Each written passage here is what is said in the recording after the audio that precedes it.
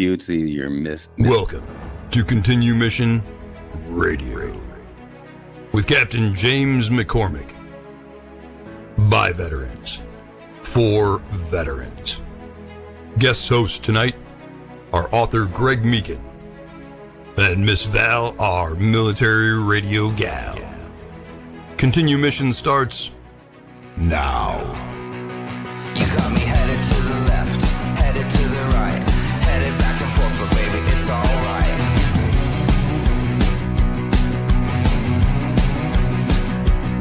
You got me going to the east, going to the west, going up and down, cause baby, you know best.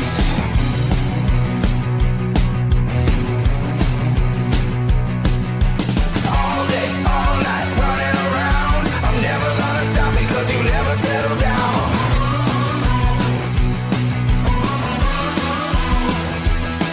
Got me shooting into space, flying at the sun. I'm never coming back cause baby you're the... Good evening, America. Good evening, world. It's October 24th, 2025, and this show is coming to you from the great state of Arizona. This is Continue Mission Radio on the Veteran Channel. For almost a decade, Continue Mission has been produced by veterans for veterans. Captain James McCormick is the leader of our pack. I'm Val Olson, and I'm here today at my kitchen table, as usual, with Captain James and Greg Meekin. Captain James will maybe be parachuting in, maybe not. We'll see. But of course, Greg is here tonight, and we're thrilled. We're thrilled to have another edition of Continue Mission. Greg, I'm bringing you to the stage. What is on your heart tonight? Well, what's on my heart tonight, Val? What's on my heart? You always ask me that. Is everybody running by the seat of their pants, or is it just me? Yes, it feels like half the world is in D.C. tonight. Crazy. We're going to talk about Washington, D.C., because like half our show is there tonight, right? Captain James McCormick couldn't make it on. He's in D.C. He's got big meetings tonight. And then we got my front door is unlocked just in case he parachutes in. Oh, yeah, because you never know. Because he might, you know. Remember, we had Sheriff Mark Lamb parachute in for like 6 minutes while he was on the road months ago. So you never know. But goodness, James McCormick is, bless him, all he does is work. Yeah, it's 8 o'clock at night back there, and he's going to meetings. I believe this is a board meeting of Vietnam Veterans of America, I believe. Sheriff Mark Lamb. He gave us a rain check, again, because he's at the White House. He's at the White House. And, I said, I'll send you an invite just because if you want to pop on, as usual. He said, actually, he apologized, Val. He said, actually, I'm going to a Border Patrol banquet, annual national banquet. I don't know if he's speaking there, but so he's saying he apologizes because he can't come on with Val and Greg. Isn't that great? So we have nobody here. It's great. This is once again, this is Continue Mission Radio. It's on Friday nights. Friday is my favorite day of the world. Day of the week. It's just great. School, you kind of look to the clock, maybe scoot out a little bit early. You got Friday evenings, Junior B hockey games in Dorval, Quebec, Friday nights, fun stuff. And we got Friday nights as Continue Mission, which is really, Continue Mission Radio is almost a decade old. It's a legend. It's a radio legend. It's an institution because every Friday night, Captain James McCormick and his awesome team, he's got a few other captains on the mic with him, would go on air to as many as 200,000 U.S. vets. And you know that, Val, because we hosted that show. 200,000 people. So this indeed is Continue Mission. It is on the Veteran Channel. The Veteran Channel, which people are going to hear more and more about as the weeks and months go along. I want to do this is the veteran show, no matter what. And I want to shout out a veteran real quick, before I start. I always throw you a curveball, Val, when I start. And I like to bring up secrets, and I like to bring up names that people haven't heard of. So this is a true heartfelt shout out. I haven't met him yet, but His name is David Woodruff. It's spelled Woodruff. David Doc. He goes by Doc. DOC. So David Doc Woodruff. Multi-tour Vietnam vet. He was a medic. He's a true paramedic, where they drop you in out of helicopters and stuff. He's in his 80s right now. I just learned about him this week from my awesome next door neighbor, Will Burnside. Remember Will from last week? Will just gives shout outs to everybody here. He loves our vets and he loves the show. He follows the show. He said, I hope you're not too nervous for tonight, you know? Goodness, here he is, William Burnside from Arizona City, Arizona, in the chat already. Good for him. But David Doc Woodruff, he's in his 80s right now. He's from Arizona City, Arizona. And he was I don't know his full bio. I can't wait to hear. He's a Purple Heart winner. Can't wait to hear his full bio, but he's in his 80s, multi-tours of NAM, Purple Hearts, and a number of other awards, just like James. You know, James has got a Silver Heart, and he's got 2 or 3 Bronze Stars and Silver Star. And so Doc Woodruff, he was a victim of Agent Orange, and a true victim. He's had to have a tracheotomy. And so for the most part, he communicates only by text. So it's just a salute to guys like that. These are the guys that no one hears about, Val. These are the guys that, remember Captain McCormick telling about how, you know, McCormick is so busy with the veterans, all the veterans. He has been for 15, 20 years. I mean, he's been busy. And he'll go, Captain McCormick will go, and you remember him telling these stories where he'd have to, after these older guys died, he'd have to go and kind of settle their estate and get them settled. Very often they just live alone. Little apartment, or, you know, 55 and over complex like I live on. I've got a bunch of Vietnam vets here in my complex. So Doc Woodruff is the guy that you don't hear about, but he's the hero. These guys are the heroes. And I really wanted to give a special shout out to him. I so appreciate, you know, Will Burnside, because he's commented again. And I so appreciate it that he's not just kind of watching and following us. He's passionate about it. He's passionate. He sent me a text today about the crazy government shutdown. He sent me a text today saying that basically, as of, because I wanted boots on the ground, what's really going on with the funding and stuff. And he had said starting November 1st, 42 million people are going to be cut off of EBT, food stamps. No exceptions for veterans or homeless or anything. So there's stuff coming down the pike, but there are guys like Will Burnside, like Doc Woodruff. I love that name, David Doc Woodruff. I'm going to learn about him. I'm going to learn more about him. I'm sure he's got stories. But just welcome everybody. We, as I say, kind of running by the seat of our pants because we don't know who's going to be coming in and guesting. Everybody is so busy. I've been in touch. I've been in touch with the Andy Biggs campaign. Andy Biggs for governor. Speaking of Mark Lamb, he announced for Congress this week, which we'll go in later in the show. But Andy Biggs, I think he's going to be the next governor. There he is. It was just wonderful, Val. You remember that, to meet him. And he talked veterans right there on the spot with us, Val. And Andy Biggs is going to be the next governor of Arizona. I'm hearing he's doing really well in the polls.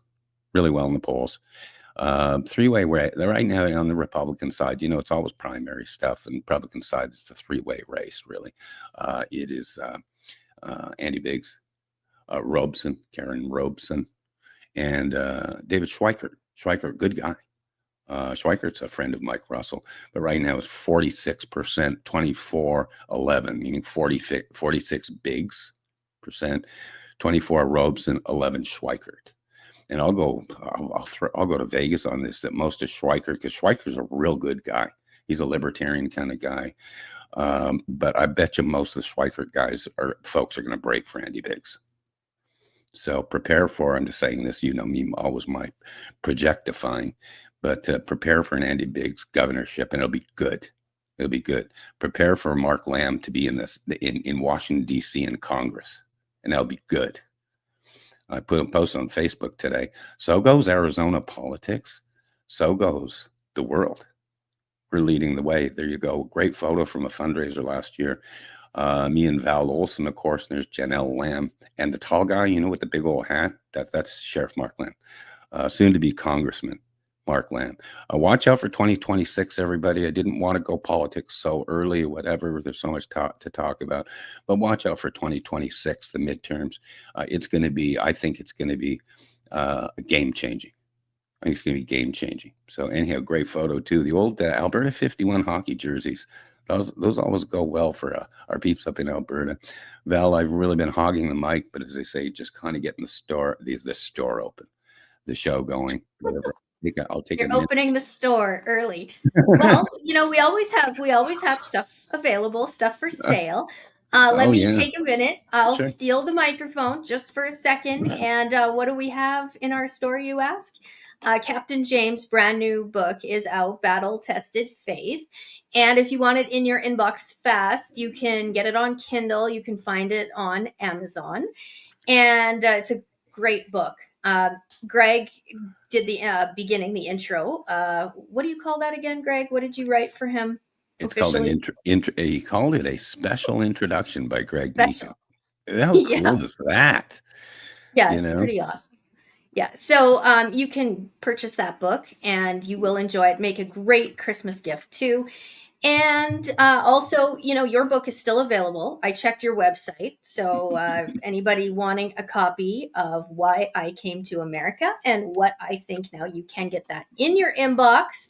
And another book, while we're talking books and reading, of course, 10-7 is out from Sheriff Lamb. This is his latest book, brand new. And this is for law enforcement. So after the last call, then what? So that's where I want to go. Let's talk about that because we are brand new here at the Veteran Channel. We are proud to be on Apple, Roku, Prime, and probably other channels. It will become available. And who is a veteran? Who are our heroes? Let's unpack them and talk about them because we have our soldiers, we have our military, we have our law enforcement, we have our firefighters, we have our border patrol. We need to take a minute and just recognize these sacrifices of these people who are out serving on the front line, keeping law and order. Those are our people, and we are recruiting here. So if you know one who feels like they're not quite through their mission, well, definitely let them know about the Veteran Channel because we are just kind of around the dining room table. We talk, we find solutions to problems. We're not afraid of any problem to tackle. So we're not censored.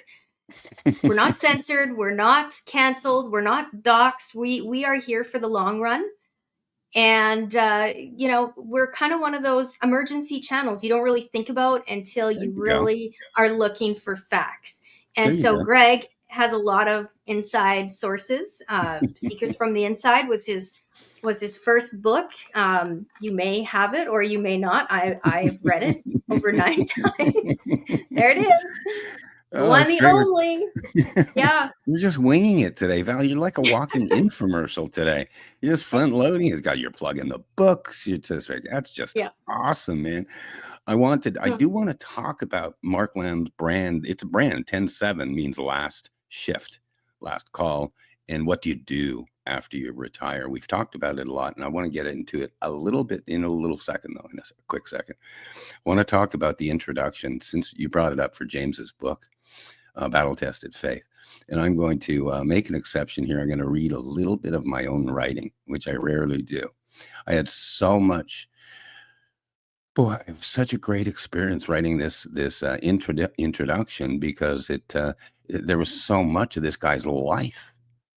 Reading through that manuscript, it's crazy just how the experience he's had. And he's 57 years old. He probably lived 3 lifetimes already. But I wanted to read this. It turned out to be, I was asked to do this. It was kind of a forward, but it turned out to be published the way I had written it, literally word for word, Val. And it was called Special Introduction by Greg Meekan. I love that. I just love that. My dear friend, Captain James McCormick, called me and asked if I would write an introduction to his new book, Battle Tested Faith. I was humbled and agreed on the spot.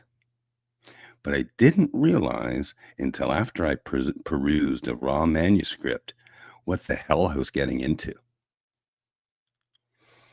And after a little bit of wording, and then out of nowhere, the story jumps off the page and smashes you right in the face. And I'll skip, because there's so much in this book, but I'll skip right to the very last line. And this is interesting because this, the publisher put in bold on his own, the editor. He put in bold on his own. And this just came through my heart after this. You know, basically, you know, he'll always take a midnight phone call from a hurting military veteran. I've told him on many occasions he's one of the most tireless and devoted men I've ever known in my life. And anyone who knows him knows exactly what I'm talking about. Through all the uncertainty of today's crazy world, there's one thing of which I'm 100% certain. Captain James McCormick will never die. He will be with us forever. So that came out of the introduction. And if that didn't seem like it was from the heart, you should have seen when I wrote it, because it's the most pleasurable thing. That was an 1,100 word introduction, which I don't normally write that length anymore. That's kind of essay, you know, length and stuff. But I was really pleased. I just wanted to give people a taste of that. Do you have any kind of feedback, but just Val, before I move on, a little bit about James or his book or anything pending there, anything on your heart there? I love the book because it is real, it is raw. It obviously talks about his time serving, and there's so many stories. You know, we've touched on some of them, but the book adds another dimension. You know, it adds another dimension to his time there, and I think it's priceless, and it's historical. It's real. It's raw. You're gonna cry. You're gonna laugh, and you're gonna get a chance to understand who James McCormick is. And I remember, you know, when he was doing his radio shows, be midnight, and he'd be working in DC all day. It's mid. He's going hard on his radio show, because his show is based around vets and saving lives. And what I really, really love about James too is his passion for rehabilitation, and he addresses PTSD, his work with service dogs. He's just such a hero. He's a hero. And so, yeah, to be with him weekly like this, and just knowing what he's doing in DC, this is a good man who is fighting. He's fighting for all of his soldiers. So I take close note what he's doing, right? Yep. Pay attention, because this is a man who gets it done. And when he puts his name to something or his word to something, he's a 3-time Purple Heart recipient. Yep. You think he's scared of anything? Trust me, he's not. He really isn't. I mean, my first show with him, we went right into like aliens, right? Like he's not afraid to go. You read my wherever. mind on that. You read my mind on that, because you're talking about just the myriad of stories, story after story after story about Afghanistan, Iraq, hand-to-hand fighting, just crazy stuff, and stuff that'll make you'll take another look at our veterans. Just can't believe what they've been through. But you jog my brain here, because you're going to hear things from Captain McCormick down the road. And here's a scoop. You know, I always give secrets. I love to give scoops and stuff. I called him and I said, I reviewed your manuscript, and what about the UFO story? Okay, this is scoop, everybody. This is scoop for anyone who hasn't heard this. And he had said to me, well, I was going to hold that off for another book, because it's a book unto itself. And of course, I'm jumping in there saying, you know, I'll help you out with that. I'll help maybe co-produce that with him, co-publishing, because it's called Iraqi Soldiers Surrender to a UFO. It's the most amazing story I've ever heard. Not even gonna go into it. It's just too cool and too in depth. And by the way, I think there are 3 separate clips on my YouTube channel where he tells that story, Val. It was just the most unbelievable thing I've ever seen. Basically, 2022 boots empty of Iraqi soldiers. Where'd they go? And 2 survivors. The photo you showed before, as a matter of fact, when you went through that slideshow, that's the one right there. He is right there, Captain James McCormick, little guy. That's him standing there. Look at him, U.S. soldier, and he's got 2 Iraqi prisoners. And those Iraqi prisoners were the only 2 that survived, quote, this UFO incident. Of the, it's like 26 total people involved, soldiers. They survived. And what he's doing there in the photo, he's pointing back to the truck that's following him to point and look at the camera, boys. He says, look at the camera, boys, because you're on your way to Guantanamo Bay. So the 518th Gun Truck Company. These guys, here we go, Val. Don't get me started here. These guys were warriors. These guys were crazy.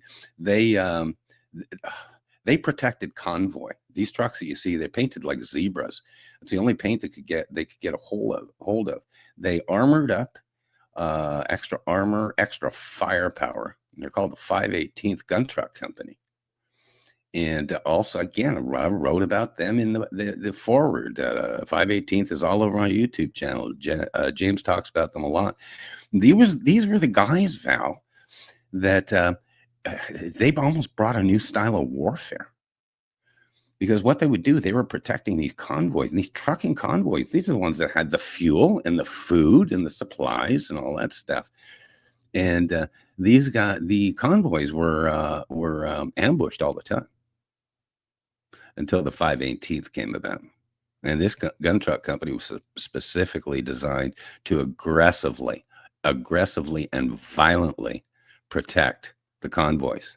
Like James said, he said, we were different. I always talk Western Virginia when I talk James, He said, we were different. If we got some of these Iraqis shooting at us, from a couple hundred yards away, or they're preparing an ambush, he said, we were different. We just get together, these gun truck guys, and they just go crash straight through the Iraqis through their front, straight through, much like Custer used to do in the Civil War. You just go straight through the middle of your enemy, and you just shot people to hell. These guys, I'm just saying, this is ad lib, of course. I'm just saying, these guys, they struck fear. The 518th, they struck fear in the enemy, Val. They were legendary. So James McCormick's next book will likely be called Iraqi Soldiers Surrender to a UFO and Other Gun Truck Stories, something like that. So I didn't expect to rattle it about that, but I really am glad I did. And I'm glad you gave an opportunity there by bringing up his book. I'll give you the mic back here for a minute or two, Val. Just whatever's on your heart. The 518 Gun Truck Company, actually, they're, world famous. You can go on YouTube, actually. I think the Smithsonian did a special I watched recently. It was on, I think it was. Yeah. Oh, yeah, it's really good. So if you want more on the 518 gun truck and the history, you can watch that. And they're amazing. Like Captain James brought me in, and so I keep in touch with some of them, and I have their shirt.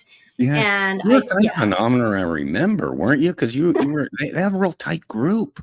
They do. And they invited you in, right? You were part of those guys. They had their luncheons and stuff. Tell me a little bit. Did you meet anyone specifically from the 518th? They're great. Well, I keep in touch with them, and I definitely have some of the memorabilia as it's available, and it's precious. I wear it, and but they care about their communities. Like, they're forever doing things. That's what I noticed. Yeah. Not only do they keep in touch and keep connected, but the outreach and how they just stay together and care about each other's families, like it's amazing. It really is. It's like nothing I could compare it to, and that's what's so special about our vet community and the integration that we're talking about. And that's why we're here on Friday night. There's 16.9 million vets right across the United States, and each and every one of you have a place here. And we want to grow that. We want to make sure that when you come here, that not only do you feel the love and feel that you've got people in your corner, but we are actively working at fixing problems. We attend regular meetings happening in DC, and we cover issues that affect our vets. And one thing that's not pleasant to talk about, but it must be talked about, and it's something that I'm passionate about, that I will never stop advocating about, is that we are losing 26 American soldiers on home turf every single day. And this is a nonpartisan issue. This is shrinking our army, and there's a problem. And I will get to the bottom of the problem, because to lose our vets every day, what is going on? There must be an issue or a clog somewhere. I don't care. I don't care what it is. We'll take care of it. We'll handle it. And where do we start? Well, you've brought this up so many times, and it's been a big, big passionate issue. I say, no matter what, and I don't care how it happens, is we need to walk these guys by the hand as soon as they get off the plane or the transport. Just walk them through the next 1 or 2 years of their life, period. Because I'll tell you what, you bring up the 26, and you hear differing numbers, 22, 26. And I'm saying it doesn't matter what the number, 26 obviously is too many. But you think about it, the 26 daily suicides, and think about this, multiply that by how many of their family members are affected by that. 4 or 5 times, whatever. And then multiply it. Boy, I thought about this the other day, when I was hearing names like Doc Woodruff, lives alone. What about the folks out there, not just the 26 suicides, but that have just given up, all these old veterans? Veterans right now, tell you what, the Vietnam guys, and there's still some left. But they're in their 70s and 80s now. And a lot of them just give up. So they're not a suicide, but they kind of are. And again, James has had to go in and help settle estates with these guys. He goes into these, when it just went into this tiny little mobile home park or something, and went to this little old guy who just died, and went to his drawer and pulled out these Purple Hearts, these accommodations, Silver Star, and just died alone. So you got the 26 a day plus the families that they affect. And now, what about these older guys that are just seriously just giving up? So those are the people we've got to help. And if we have to take them by the hand, let's do it. As you say, the cool thing about all these guys, these veterans, especially these Vietnam veterans, boy, they sure want to make things right from the old days, the old terrible days of disrespect. And what they do is they walk the walk. They walk the walk. They go, as they say, to luncheons. They answer phone calls to suicidal military guys. They come on broadcasts like this, and so often it's not the people you'll hear about. So let's do this, and next time we have Captain James on, and next time we have Sheriff Lamb on, being a congressman now, be able to make changes. Let's just take that bull by the horns right there. Let's walk these guys from tough times. Let's minister to them if they're suffering, and so many just won't say anything. They're sitting on their EBT and their disability benefits and stuff. Some just really, really poor as church mice. So let's do something about that. And again, James is in Washington. He's already working there. He's working with Secretary of War, Pete Hegseth. They're working on that stuff. They're trying to get bills through. They're trying to get funding to have these guys not go out with pay. This is ridiculous. Anybody, United States citizens who's done their duty, needs to be paid their pension. They almost died for it. Pay your, we need food stamps, EBT paid for a lot of suffering people. With as bad a rap as social programs get, there's a lot of just really, really nice, just really financially strapped people, especially in this economy. They need their EBT. I told you I'd confessed on air to Mike Russell long ago. The EBT kind of saved my life, long time, a couple of decades ago, and state medical by the state of Washington. They saved my family. And so these are things. They're not numbers. They're not stuff for just a news story. There's stuff to tackle. And as I say, Val, doing something about it. That's like a big back to you on that one, because that's what we're all about. And that's what you're all about. Go ahead, Val. Yeah, exactly. I am so tired of talking about problems and pushing the buck. It's like, this is what we need, this is why, and this is how. So, we're kind of looking at bunny hops, right? now that we have some friends in Congress who really genuinely care about our vets, like Andy Biggs was really excited to see you, and he wanted to talk to vets. Like, I couldn't get my cell phone out fast enough to get a video, but he had a message for 16.9 million vets. Yep. And he's like, I'm here for you. Yep. So thank you, Andy Biggs. We're going to hold you to it. We're going to come up with a plan, and then we're going to enact that plan, and we're going to make a to-do list, because I find I've been really working hard at creating healthy habits. Sure. And making to-do lists and following through with goals. And I think we can just set some realistic goals and not just talk about it, but do it. Okay. So we're going to do that. We don't want people dying alone that served our country. That's an embarrassment. That's a reflection, not just on Pete Hegseth, and I shout out to him, but on our entire country and government. Right. And we can't do that. We're better than that. We have global dominance, right? And to maintain that, we have an ethical standard. We don't do that to our soldiers. And I think we need to take that message, turn it up a little bit louder, just to make sure that it's heard and we get this stuff on the books. So that's going to be something we tackle. Yeah. In the chat, I don't know if you saw, great shout out, Terry Furster up in Red Deer, Alberta. Red Deer Terry.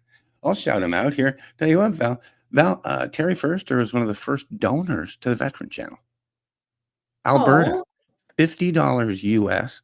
What's that, like about $2,000 Canadian or something now, right? But $50 US.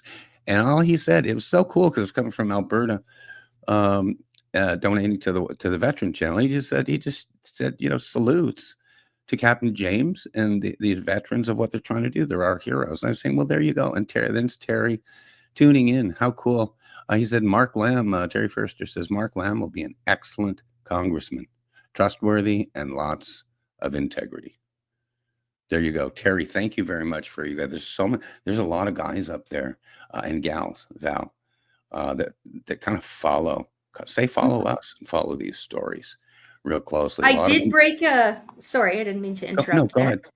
I did break a story earlier today on America Matters Media on Shanimal Lawson's The American Roundup earlier today. It was the first time that I put this on the radio airwaves. But I said, keep your eyes on Mark Lamb, because Mark and Janelle, they are a team. And the White House needs that team mentality, that family first. And that's who they are. They do everything together. And it's like, that's Mr. and Mrs. America. That's what I call them. Mr. and Mrs. America. And that is presidential material. That I believe with my whole heart that his mission, God, family, freedom, and restoring law and order, like that is going to be his campaign. I told him that years ago. I said, law and order, that's all I see. And I asked him at that time, I said, please consider the role of president. So there you go. I'm way making back it when official. That was 2022 at the Campfire Chat, exclusive Campfire Chat, that you were there present, and your vision was clear, and you told him. He said, "Do you think he's going to be president someday?" And he didn't blink. He didn't blink. Leaders don't blink with stuff like that. He just kind of smiled and tipped his cowboy hat. And remember the interesting thing, because I think your vision's correct on that, or that approach. He's only 53. He's only 53. He's fully retired from the Pinal County Sheriff's Department stuff, but he's got a lot of years. If not 2028, maybe 2032, 2036. Either way, this gentleman, I think Mark Lamb could be easily vice presidential material appointment, Department of Homeland Security director appointment. Again, secure our borders, second to none. Mark Lamb's been a second to none securing our borders long before and during those terrible Biden days. So Mark Lamb's been all over it, and yeah, we're really excited for that. This is kind of, it's kind of a scoop. Dovetailing from yours here, Val, is I'm going to, I think I've told him this. I'm really going to encourage Mark Lamb to bring a bill to the floor, to bring a bill about reforming immigration. Hello. And not border crises and all these stuff we see. I mean, actually fixed. We know the immigration system needs to be fixed and streamlined and fast-tracked. And right in front of us, again, back in the campfire, Jack, he gave us his plan. He hadn't even run for Senate at that point, never mind Congress now. He was still sheriff. And he put out literally a point-by-point plan to fix immigration. And it's on that full clip is on my YouTube channel still from a few years ago, but it's still there. And basically what he says is enough of this nonsense. It's just crazy.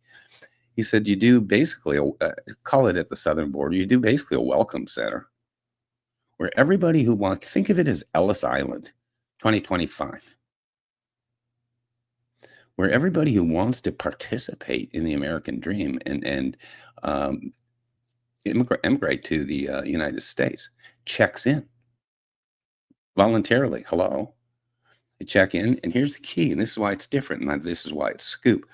Every person who comes to the Welcome Center, they want to be a part of the American dream, and they you take a retina scan of them. Starts with a retina scan. I didn't realize retina scans were more valuable now than fingerprints. You know who everybody is. So a retina scan, and instead of giving money to the cartels, which a lot of these poor border crossers are paying $10,000, $12,000, $15,000 to the cartels and paying it back through human trafficking and stuff. But instead of that, you have the immigrant pay a deposit up front. It becomes their little tax account, their escrow account, and it's protected under, again, Social Security, the U.S. federal government. So they pay, and I think the example he used was maybe $2,000-$3,000. There's money they're already paying to the cartel. They pay in. Now here's the thing. This is why it's scoop, and this is why it's controversial. And he said you have to. So they pay their deposit, retina scan. Hi everybody, this is my family. I'm coming, and you have to give them a way to work. There's a program now, TIN, tax information number and stuff, but it's not streamlined. It's not the way it should be. So you need to give them a way to work because they want to work and they want to pay taxes, and you give them a way to pay taxes. And they have to be able to drive a vehicle and insure a vehicle. So you do that. But once again, they're being good citizens. They put, earnest money deposit. Again, the tax can go into that account. Any expenses that the folks have can come out of that account. It's just literally an escrow account. Because these folks want to pay taxes. They want to participate. Then in whether it's 2 to 3 years, then you do a renewal where they check in. And have they followed the law? Have they paid their taxes? Yes, yes, yes. Here we go. Maybe another, whether it's $2,000 to $3,000, whatever the number is. Then they do a second deposit. But then they're fast tracked to citizenship. They're like maybe 2 years away. I think he envisioned it as a 5-year program, which I think it should be. But during that 5 years, they're being productive. As I say, these folks, tell you what, most underrated people in the world right now are these laborers, Mexican labor, mainly Mexican laborers, and a lot of the immigrants. These Mexican guys, they're the hardest working people I've ever seen. They outwork me. They're the hardest working. They want to participate and be part of the solution. And I proposed this. I took this Mark Lamb theory, because that can be a bill. Let's just do it. Let's reform it. Immigration. Let's give everybody a 2-year to 5-year fast track. Even Canadians might even be allowed. But I ran this by an Arizona businessman, okay, who owned a company with a lot of employees. And he himself was the American dream. It was like 22 years ago, 25 years ago, he came to the United States. And at the time, he was undocumented. But he got down, it took him decades to become legal just because of the bureaucracy. Hardest working guy you've ever seen, and he is now a pure U.S. citizen, loving taxpayer. He owns his own business, likely a 6-figure plus earner. He's the American dream. But I asked him. I said, Sheriff Lamb had this idea with the retina scan and paying the deposit and blah blah blah. Of let's just say there's 10 undocumented workers, okay, in say Arizona, because we were talking about Arizona. How many of those 10 would sign up? Would pay their $2,000-3,000, blah blah. You know what he said? 10 out of 10. Yeah. Everyone. Because that no matter what, they don't want to get legal or otherwise here. You don't want to be, no matter what. You don't want to be under the cloud of quote of deportation and just uncertainty.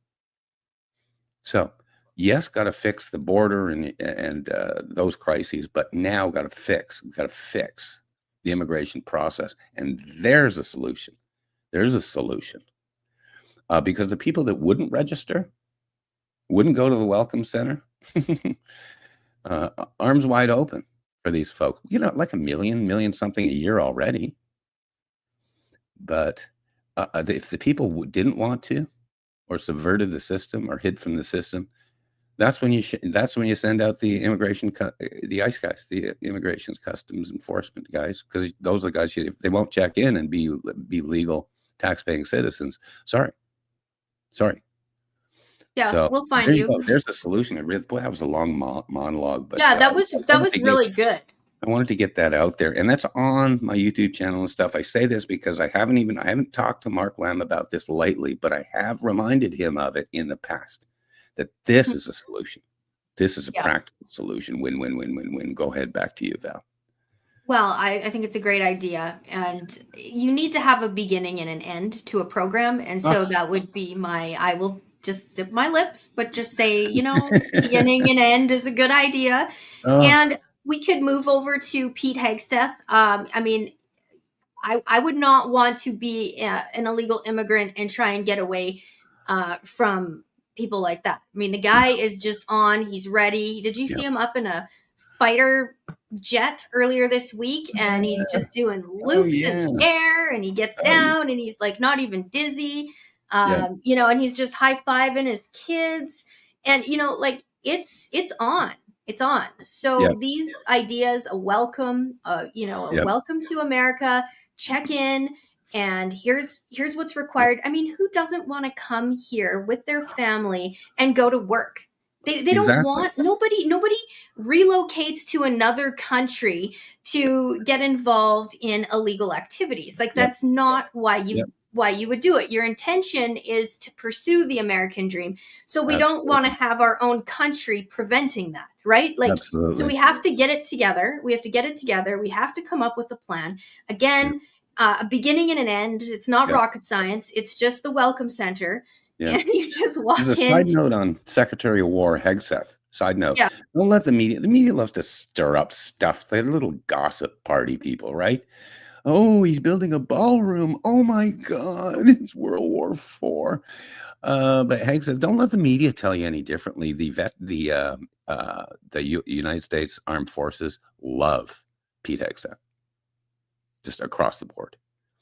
He is. This is called authenticity. He is there for them. So don't let anyone stir up any controversy there. And this is rare because very often, Val, you mentioned just how youthful and total leaders, total jock, total, alpha male.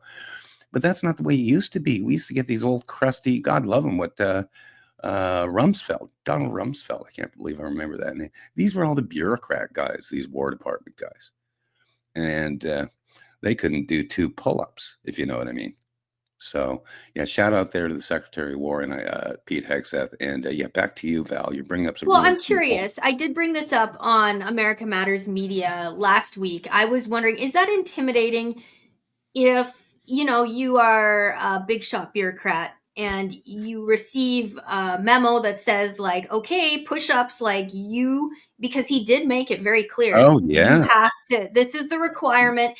Oh And I mean, he's went to football games and he's demonstrated right on, like he's all in. And is that intimidating? And should there be maybe like a 3-month grace period where you can work your way back into that? Like, what do you think?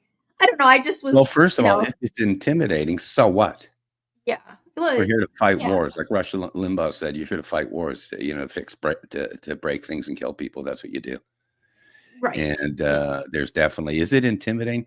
I'll tell you, he really rocked the boat when he told all those fat generals they had to slim down. It was great.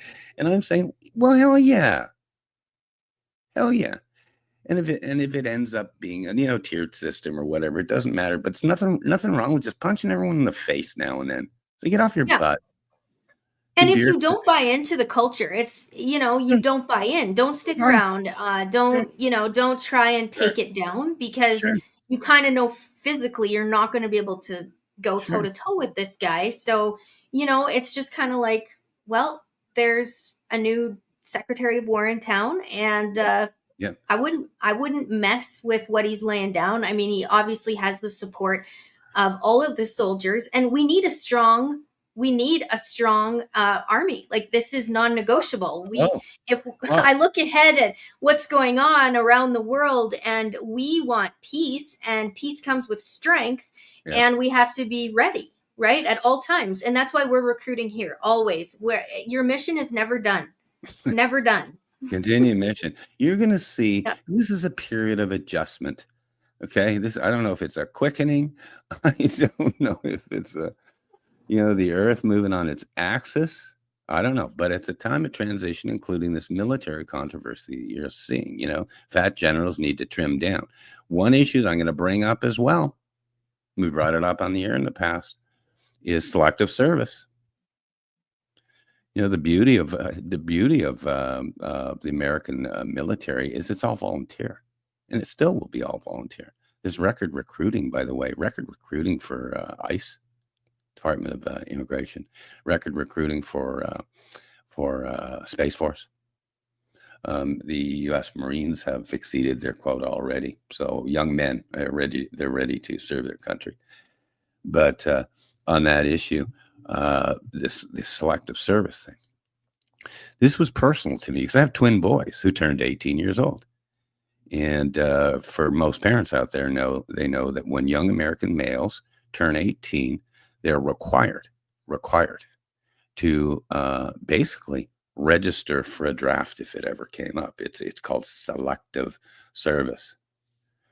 So they have to register for registered selective service at 18. And what really bothered me at the time, I've said this on the air, Val, what really bothered me at the time is how heavy-handed the U.S. government and the military was in making my twins to make sure that they registered.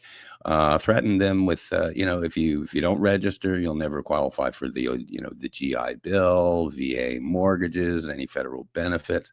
I'm saying that's pretty heavy-handed on all 18-year-olds. And my question was at the time, well, do they have to do it with women, with gals who are 18? Because this is equal opportunity world. It's all we hear. We conclude, everyone's concluded, they know that military jobs are not necessarily all combat. As we talked about last week, they're logistics jobs, they're intelligence jobs, they're IT jobs. And why shouldn't women be a part of that? And my proposal was, and I'm just going to be a disturber here this next year or two, Val, but I'm going to recommend that all women, U.S. citizens at 18 years old must register for selective service as well, at least be in that pool. Why not? And that said, can there be exceptions like maternity? Sure, whatever. But for all I hear all the time now is about equality. And if there's a way to start, that should be the place to start. Because I really would say, and I mean it, I don't want to sound like I have edge to me now, but I'm saying in this day and age, why not? What's the excuse there? And if not, is there a double standard going on? Because all I'll say is I don't think there's ever going to be a draft. I wasn't worried about my teenager boys being drafted, but it's the principle of it. It's the registering with the national databases, the federal databases. And I'm simply saying I don't think young men should be the only ones subject to that. I think it should be I bet you like it is in Israel. Israel, I think it's 2 years mandatory military service after high school. But either way, so I will bring that up as an issue. Should selective service be for males and females to register as well? So there you go. That's my little rant there. We're actually, it's funny, we're probably already 50 minutes after the hour, Val. I've been doing a lot of monologues and stuff, but if you want to take a quick minute, I'd like to close out the show here, maybe in the next 5 minutes or so. You are on a time frame too. You got to get out of here. So as a matter of fact, let's just wrap. Okay. We've got lots of stuff coming up. Captain James is going to have a huge update when he comes back on. Sheriff Mark Lamb is going to be on whenever he can find some time. But just kind of good news going on here. Lots of challenges, lots of crazy stuff going on. But I know in the state of Arizona, where Arizona politics goes, so goes the country. I believe so. I think there's a movement towards common sense. Again, watch the 2026 elections. But I will just kind of wrap it up and let you take it out, Val. Do finish up with anything that's on your heart, wrapping the show. And what I will always say is thank you to everybody out there. You guys in the chat are great. Terry Furster and Will Burnside and all you other guys. I really appreciate it. Thank you to all the amazing veterans out there. And no matter what, every single day. And we did it again today, Val. Wake up in kindergarten every day. There's so much to learn and so little time. Because before you know it, you're in first grade. God bless you guys. Take it out, Val. Thank you. It's been a great show tonight, and we have Sheriff Lamb, who's in DC tonight. Of course, he made his big announcement. Looking forward to having a congressman on the show soon. And Captain James, he's busy tonight as well. He's in meetings. And to each and every veteran, we say thank you. We love you. And we are here for you. And if you haven't already downloaded the Veteran Channel on your favorite app, like Roku or Apple or Prime, please do that. You can also go on YouTube, Greg Meekin, and you can watch the show on demand, on replay. But keep us on. There's so many great shows. There's Digging with History on the Veteran Channel, and there's little snippets from things that we're doing. So we stay up to date with you. We attend meetings when we're not here.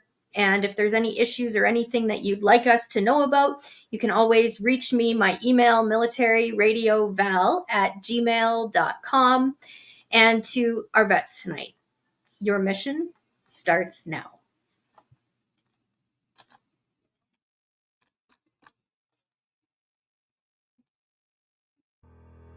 Welcome to Continue Mission Radio with Captain James McCormick. By veterans, for veterans. Guest hosts tonight are author Greg Meekin and Miss Val, our military radio gal. Continue Mission starts now. You got me headed to the left, headed to the right, headed back and forth, but baby, it's alright.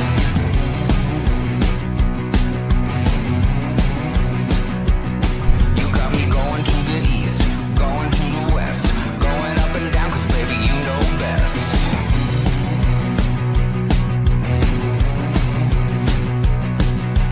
All day, all night, running around, I'm never gonna stop because you never settle down.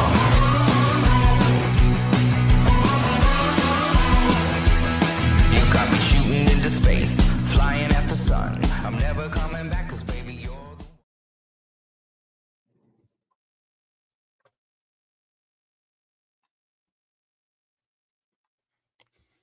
Trying to get it out.